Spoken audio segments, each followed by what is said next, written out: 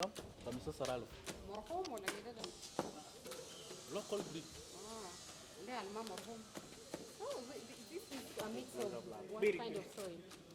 This one is us. Faham ala ragu fi bende.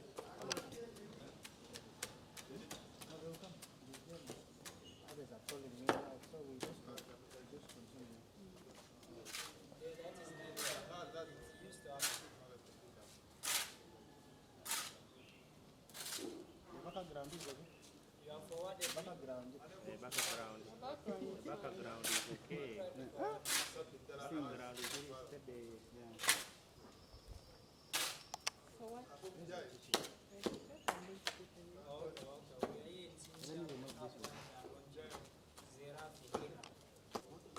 Irrigation content. Ay, mahal bas der aja de barang. Tadero bara.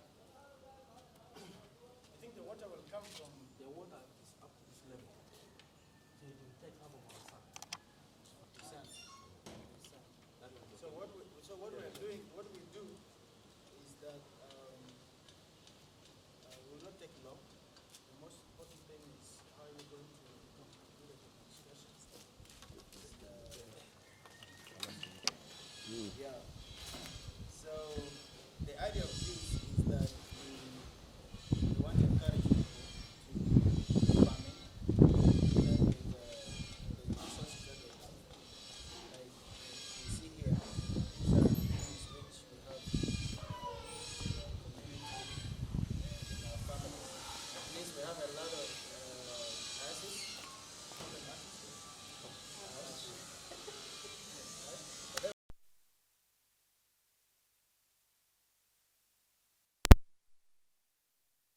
Sand and the rest of the thing. This is something that we can do in our families. And it's also challenging all of us to take the lead. Like even when we go from here, that we will be able to do something in our families, in our houses. And we understand that Juba is growing. There is the capital with space getting squeezed and people complaining that they don't have place to farming. One of our guys, I think he went to another office somewhere and he told them about what we are doing. And they're like, it's coming to dry season, so how can it be such a thing in the dry season? I mean, so that's the kind of mentality we want to remove in people's minds, so that they know that every season you can still do farming. Yeah? And it's right here on the back. Somebody who can read from, I don't know. Zira fi Hila. Zira, yeah? Yeah. Can be affordable. Not difficult to learn. Grow every season. Yes. So it is easier to learn. You can grow every season. You don't need enough like a big space for you to do this. This is the reason why we're using this small space so that we can demonstrate. So I will ask my colleague here to now take over from here on how we can do this. But above all, yeah, Zira fi Hila is a serious campaign that we want to involve every young person, everyone in the community. We should not fear to be identified as farmers, because at the end of the day we want to eat. Yeah, we want to eat. So we have some seedlings that we're going to put them in the sacks and then plant them here. And this is what we're going to do today. Yeah. Thank you. My name is John. I work for Koneta. And Koneta is a national NGO who is trying to push this initiative for community to really have and grow their own food. So if you can see in front of me, we have materials where we're going to use for growing these vegetables you're seeing there. We have our seed tray. We have already planted our seedlings in the seed tray. And then we want to transfer them from the seed tray to our garden. So our garden is more or less like a modern one. We have sacks. If you look at my water in the bucket, after transplanting, then we will water them. And this one, the little good thing about it is that you water them twice in a day, in the morning and in the evening. So if you look, the materials you need for doing this, we have a spade, you have your hoe next to you, you have the water, you have the sack. Depends on the type of seedlings you're going to transplant. And I'm going to use this sack for planting the common vegetable known as sukuma If you look at my sack, I have made some holes. That means I will plant sukuma on top, and then in these holes I will also plant some of my sukuma. I'm going to do it practical for some of you to see. And then the next sack will be used for planting the tomato. But this one you have to fill. You fill the soil inside, mix with that ash. That ash will act as a manure for your plant. And then down on the bottom of the sack you will have pieces of stone. These pieces of stone will help you drain the water out of the sack. But you make sure the sack will be supported by a bamboo stick. If you look at my bamboo stick, I have made a hole. I have made a hole in my bamboo stick. The purpose of making the hole in the bamboo stick is for you to pour water here. In case you don't want to irrigate the whole sack, you can just pour water here. Then this hole will help you pass the water through. Pass the water through, and the water will be in the sack. But you make sure from here up to down, the bamboo stick is empty. The hole is down. So these are the materials we use for transplanting the seedlings from the seed tray to our sack, which is our modern garden. So it doesn't need a large space, like my colleague has said. It doesn't need a large space. We're only going to use this small space for planting all these three vegetables.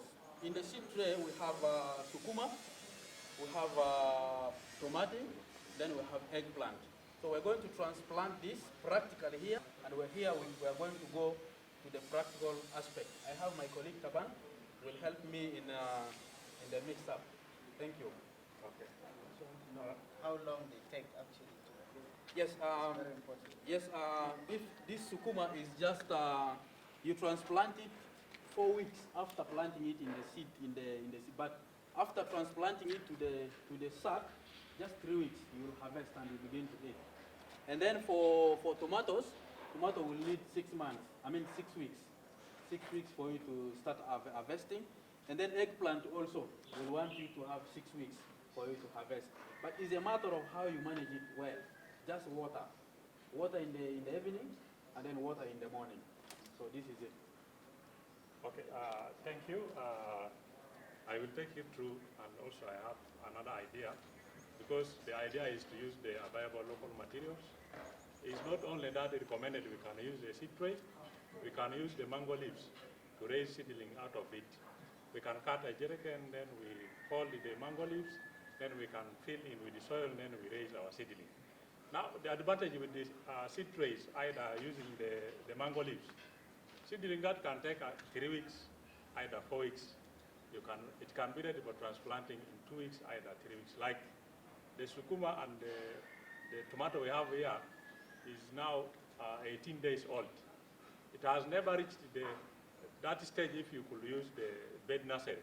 But these are viable tools that we can use, and in a small space, you can use even a bottle of water to irrigate, compared to when you can plant on that bed nursery. But here are the 3 materials that we are going to use right now.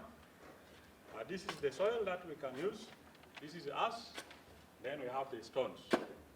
Then the mix-up is like the soil, the main soil is 2 spades, then 1 spade of the ash. The ash here, it is like a manure, and also it contains some phosphorus, in which it enhances the development of the roots of the plant, and also it acts in root formation. That's the reason why we can use. We are not going to use ash only. If you have some animals in your home, homes, you can also get the cow dung that you can mix with the topsoil. Here, this soil is collected under a big tree. It has some compost of the leaves, and this is what we are going to use. But in our backyard, still we can collect the garbages and put it in one place that can be composed to become our soil and our manure. This is how it can be mixed. You can get one of this one. One of this one we get from there. One of these. Make sure you mix it properly.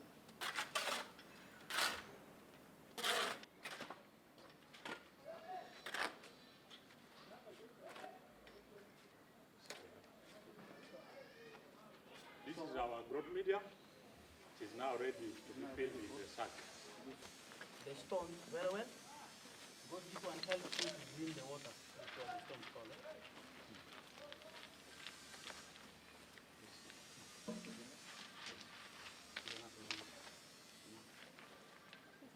Yes. So now, people can help. Christian, you come and put. You get the stake. Yes.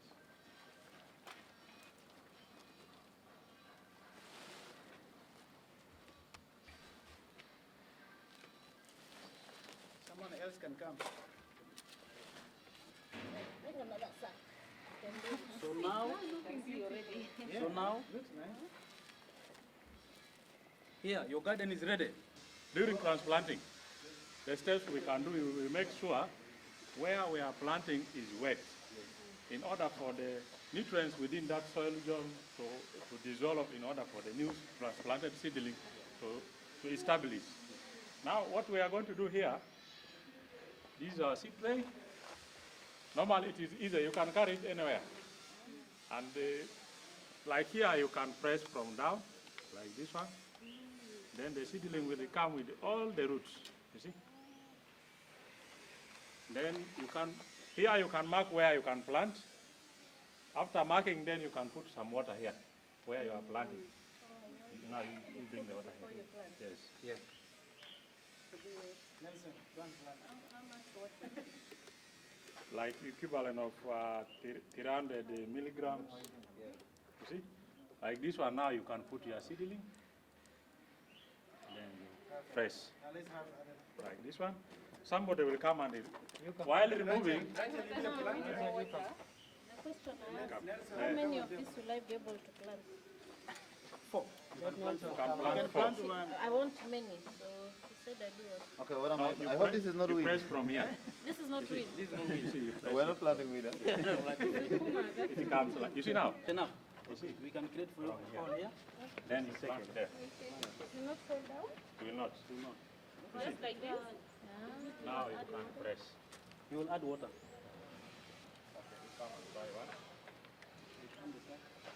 So it's not okay to mix tomatoes and...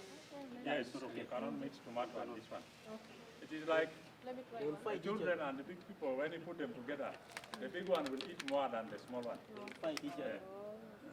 They will compete for the nutrients, but you have to put them different. See now.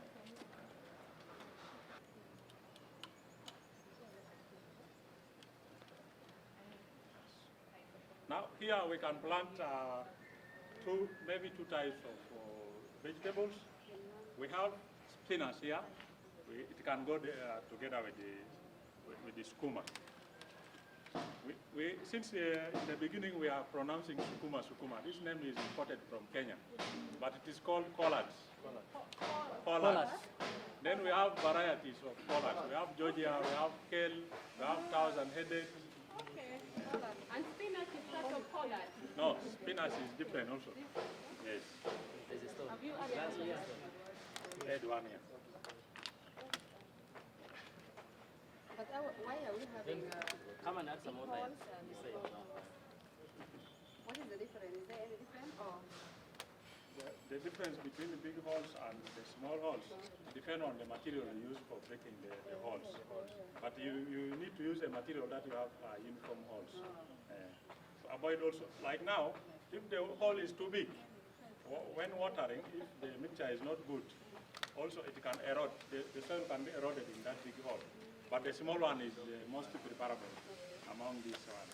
So, like this, after Marina is coming to plant. Is there another space? we are creating another sack. We're going to create Another one here. Okay. There's another one still. But we're creating one more sack. yeah, there's one more. Okay. Yeah, we are creating one more sack. We can do watering here. Now when it is like this one, Listen. we can do watering using now watering cans. Either we can get a jerrycan, then we squeeze. Either we interrupt the volume of the water that is dropping so that it cannot splash off the soil that is filled in the bag. Speaking of I think after transplanting, you can continue watering. Your collards will be ready for harvesting after 21 days. Right from now we transplanted, you can count 21 days, you can start harvesting. Then if you can manage this one well, you can continue harvesting even for 6 months, even more. It can go more. This one, you cannot harvest now and finish. You can manage, you can put some more nutrients. Like if the soil is exhausted, you can put some fertilizers also here. You can drench, either you can apply the fertilizers direct into the growth media. The issue of using water, it is to enable the nutrients that are available in the soil to dissolve in order for the roots of the crop to absorb the nutrients. So like this, after finishing your plant, you can actually carry the sack and fit it where you want it to be. So because this is our area where we're going to mix and fill other sacks, so you can carry it. You can ask somebody to come and help you. Just hold it down. Let my seed fall. Don't put it close to the wall. The other one which was When it is blocked, they obstruct it from sunlight. Because plants also make their own food from sunlight. Then when they are not accessing sunlight, you can see those one will be bending towards the sun direction. This one is ready now. This plant can grow here and you can continue harvesting here. You can use broken jerrycans at home. Even those plumbing pipes, the PVC pipes that people use for construction. And pots? And the pots. Those are the available material that you can use and still grow some vegetable at your backyard in your homestead. In the drip irrigation system, we have a pipe that is placed and it has perforated holes like this one. Whenever you irrigate, the water comes and they drift where you planted. But for this case, we are going to put this one in the middle. Then after filling, we pour water from here. Then the water that will go there, the soil will absorb through capillaries. Then the roots of the crop will be within this zone. Then they will be able to absorb the water that the nutrients might have dissolved and they can get from there. Yes. You know, This one is natural. No, What- this this one, Yeah. you can use a screw. You can use a I screw. don't have a screw. If you don't have a screw, you seek for help. Like me, if you said you're going to plant, you don't have a screw, I can go because I have the knowledge, I have the screw. Okay. I will go, I will pinch it for you. Okay. I'll pinch it for you. Any alternative If you're if not there's there. no I mean, if I'm not there, there's alternative. In the nail, Amen. put in a fire and you pinch it. You You just put feel in the center. First, you put some soil. you put some soil. You see, like that one. Then Then you put your bamboo in the center. in the center. Now remember, this soil that you are using, it has to be having some air space. It should not be heavy clay soil, but loamy soil. That's why sometimes if it is a clay soil, we can now mix it with some sandy soil to have some more air space in the soil so that it is easier for the water to infiltrate inside the bag. This one now is ready. You can come and plant for us tomato. Okay. You can create a hole for the tomato. Then you can apply starter solution. After applying starter solution, then our seedling will be planted. Starter solution is plain water. Either a solution. Now, this is our seedling for tomato. Let me get for you this tall one. See, you can press. See now, it comes along with the soil, Yeah. which means the root is not damaged. Now, And before you wait. plant, make sure you put It is not enough. Keep it more. Now, that water is called the starter solution. You can plant, yes.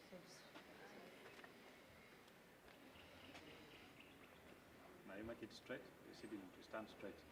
No. You can get, yes. Like that one. Our seedling here is good. Now, for tomato, we recommend only one plant for one sack. one plant for one side. Yes. Unless if we have that sack of 50 kilos, then we can plant two plants per one bag. Yeah, because this one can grow big. You're going to grow have big. branches. So to allow you also for easy pruning. So if you plant 2, 3, it will then force you to go and till others out. You'll have to remove others out to leave it alone. The same methodology. We can grow watermelon, by the way. Here we can plant one watermelon here in the back. We can do the irrigation. We make something like a bench. A watermelon vines can grow on the bench. We are watering here. Oh, so if but you're doing the watermelon, yes, we have to make some it can grow that direction, then you can harvest your fruit there. Tomatoes take only 21 days in the nursery. You plant from now, you take 21 days in the nursery. After transplanting, it takes 55 days to 60 days. You plant now 55 days to 60 days, you can start harvesting the first fruit. But for sukuma, it only takes 45 days from nursery. You plant now in the nursery, you manage the nursery until transplanting. Reaching 45 days, you are ready to harvest the first day harvest of your sukuma. So are we planting tomato?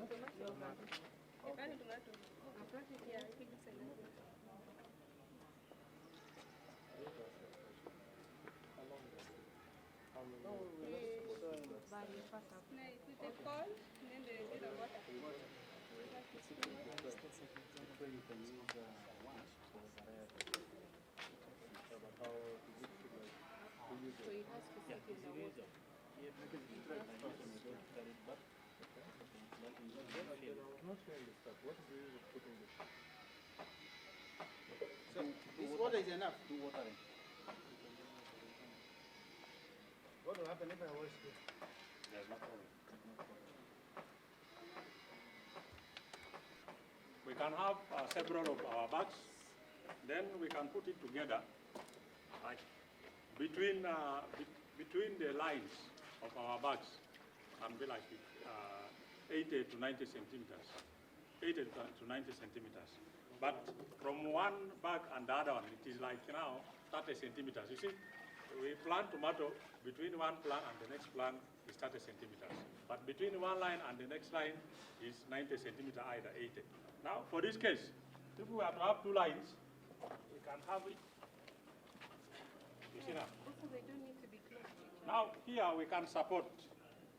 As this one grows, we can do some supporting so that the tomato can grow erect. Oh, I know. We cannot allow it to fall down. We can do some supporting here. Then we can have one line here, then we can have another line here, spaced at 90 centimeters. Then we can support it to grow erect. Then also with the tomatoes, we can do some pruning. In order to have better fruits, we can do some pruning. But remember, we have two types of tomato. There are tomatoes that can be pruned, and there are tomatoes that cannot be pruned. For this reason, the one that can be pruned, it can grow even to the height of 3 meters up. It is the one that is grown mostly in greenhouses. But for those bushy varieties, you cannot prune. You can just support it. It can grow until it attained the height of the growth. It can stop growing, but what it can do is it can bear some. It can put some flowers and bear some fruits. After harvesting, the whole tomato will die. But for that variety that can be pruned, it can continue for 6 months. For this reason, we have two: determinant tomato and indeterminate tomato. Those are the two types of tomato. But among this one, we have varieties of them. Thank you. Where can we find them? This, we have some agro-input shops within South Sudan in Juba. If you go to Zira, you can get them from there. And those agro-input shops don't assume they know everything. You ask exactly what you wanted to grow. Like if you wanted the variety that can be pruned, you ask them if they have. If they don't have, then they can order for you. I think most of these things were brought from Kenya, either Uganda. By the way, it is a good start. If we can have this one at our homestead, then other people can copy. Yeah. Then we can have enough food, a variety of food to cook at the end of the day. We can also reduce that, those cases of malnutrition with our children, in our families. And also, we can also sell to get some income that we can use it for paying school fees and even for paying for our medications. I think this is the idea behind this bag planting, so that we can use the small spaces within our home yards, also to generate some income for our family and get something on the table. Thank you. Thank you so much. My name is Denaya, the Executive Director of Koneta. And today we're here to do a demo of this innovation that we have for backyard gardening. And as we have seen the demonstration taking place here, this is a very easy to learn technology that all of us can adopt in our households. We can do this at a very small scale and at a very cheap price. Like you see, these are the tools being used.